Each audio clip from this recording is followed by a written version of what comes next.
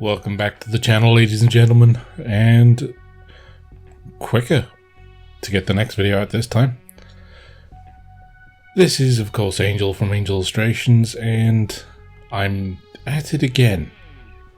So, as some of you quite rightfully messaged me, no, I was quite down after the last piece went sideways. With good reason, obviously. I wasn't happy with my performance, I wasn't happy with anything. But never be afraid of showing you mistakes. So, for want of a better term, I went back to the drawing board and tried again. Now, the eagle-eyed amongst you, those of you who watched the first video, can see that I'm now working on my preferred Clairefontaine mixed media paper, which is fantastic paper. Love it. Just bought another pad today with the wife's blessing. But also the composition has changed. I've kept the same large head of K, but Wallace and Deckard are larger, moved a little bit, things change, quite happy with that. But I knew from working on the first piece that the composition was never going to work on the size of paper that I have available to me, and available that I could work on with two very lively kittens, which make quite frequent appearances in the video. They also left a butt print just underneath Kay's chin that I had to work around, but hey. So, I'll talk about the technique. You can see I've gone back to the Old Faithful. It's pan pastel and just painting it in with the soft tools. At this point, it's just blocks. I originally thought of going for a monochromatic image of K with Deckard and Wallace sort of coming in with this prism light effect coming down over them, which I thought would probably look very cool. I was wrong. So when it came time to break out the coloured pencils, I ended up using a classical style, so almost Verdaccio, but using a dead colour, as they used to call it, underneath the skin tones, which sort of gave the whole poster and it kept that monochromatic feel, but it put it throughout the entire piece. And yeah, I quite like that. You can also see I'm learning from my mistakes. I'm working with a little bit of tissue under my hand so I don't smudge and blur everything everywhere like I normally do. There's Chewy. So yeah, these are just my normal Derwent coloured pencils, and it's same process as you always see. It's the layering and layering and layering.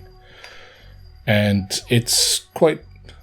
I don't know if you can pick that up on the microphone, but there is a little bell around one of my kittens' necks, and they're dinging it constantly because they know the door's shut because the microphone's on.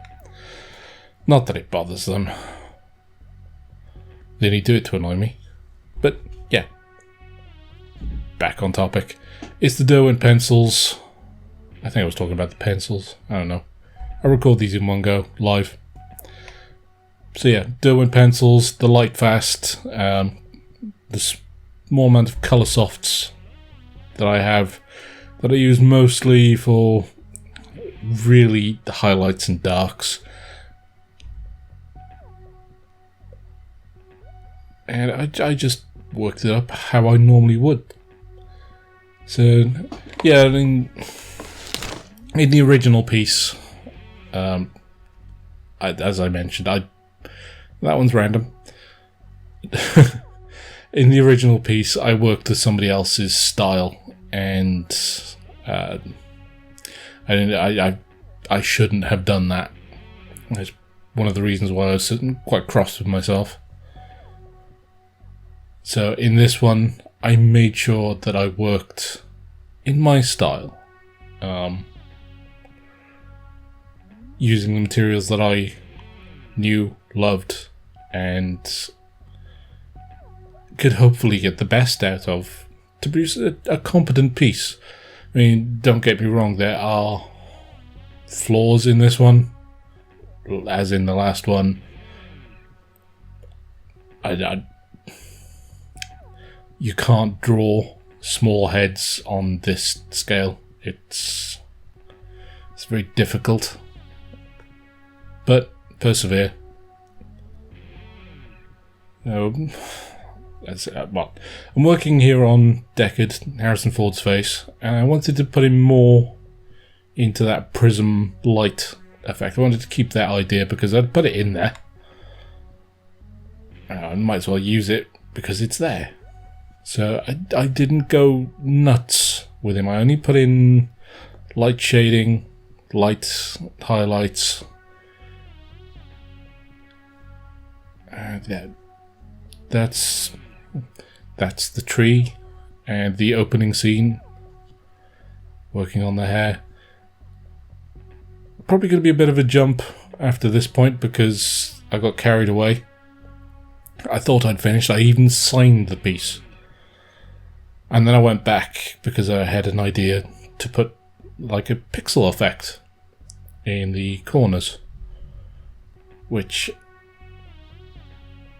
because I didn't fully commit to the prism color, prism light beam, by putting the sort of pixel effect, which was done with pen pastels, and some colored pencils and some markers, just to darken down and bring back some of the darker colors, which pen pastels are great, but you're never going to get black from them. So there you go. That's a watercolor marker, cheapy one from the works.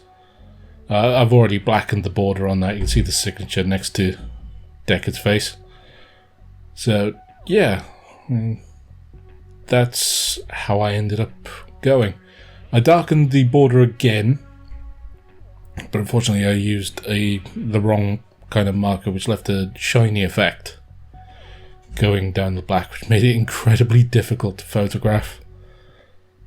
So there's a few photographs coming up at the end. I'll let you sit down and tell me what you think, really. So yeah, this is Blade Runner attempt number 2. Not sure I'll do another one, though I said that last time. I'm much happier with this, how this one came out. It looks and feels right. It's not a movie poster, it's more a piece of fan art. But yeah, I think I acquitted myself there, redeemed myself. But anyway, you know the deal. Like, comment, subscribe. Take it easy.